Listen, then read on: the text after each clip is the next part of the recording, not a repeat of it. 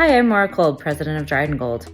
We're exploring for high-grade gold mineralization in Dryden in Northwestern Ontario. Our project has excellent infrastructure, logging roads and highways running across it, power, rail, everything you need. We also have an excellent management team with a lot of experience in building and selling companies. We have a great shareholder base and fantastic geology. Dryden Gold has consolidated a large land package of over 600 square kilometers. This is the first time this has ever really been put together, giving us a huge opportunity for exploration.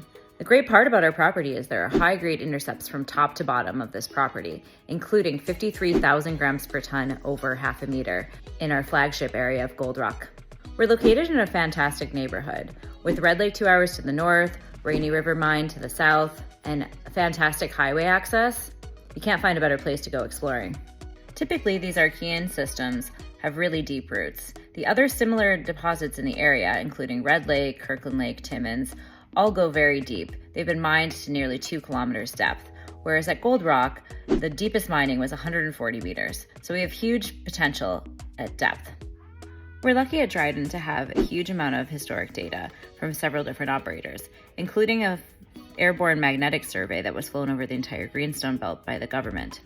This really gives us an opportunity to understand the entire area's geology.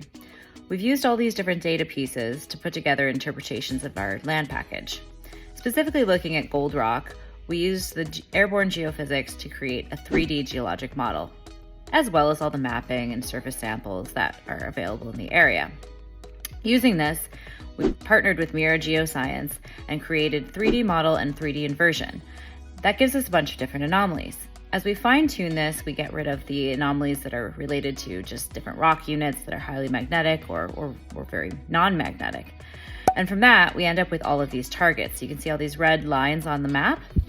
Those indicate areas that they're either alteration or a bunch of sulfide mineralization. And that's what our gold mineralization is associated with. So from this, we see targets popping up over known deposits, which is a great indicator that this is a working hypothesis. And then we've gone out to some of these areas where we have targets. And we've actually gone and mapped and seen sulfide mineralization and alteration in the area. Other places we didn't have any outcrop to check, but this is a great tool that we're going to be using to target more mineralization on the property. One of the reasons I joined the team was that I couldn't help but notice the similarities between the Gold Rock camp and the Red Lake mine. As you can see in the figure there, the geometries are quite similar between the faults and then the folded rock units as well. We've also seen a comparison between the Gold Rock area and Timmins camp with the Manitou to Norwich deformation zone that we think is really important for gold mineralization in our area, and the Porcupine Duster fault, which is the key one in Timmins. That's why we strategically picked up all the land along that main shear zone so that we have the best area for gold mineralization in the camp. In the 2023-2024 drill program, we had 3 major objectives.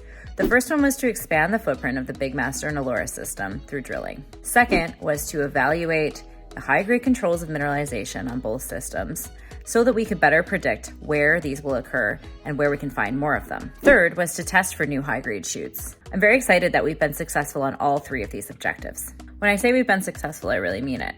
On the first phase program, we stepped out to a new potential high-grade shoot and intersected 26 grams per ton over 3 meters.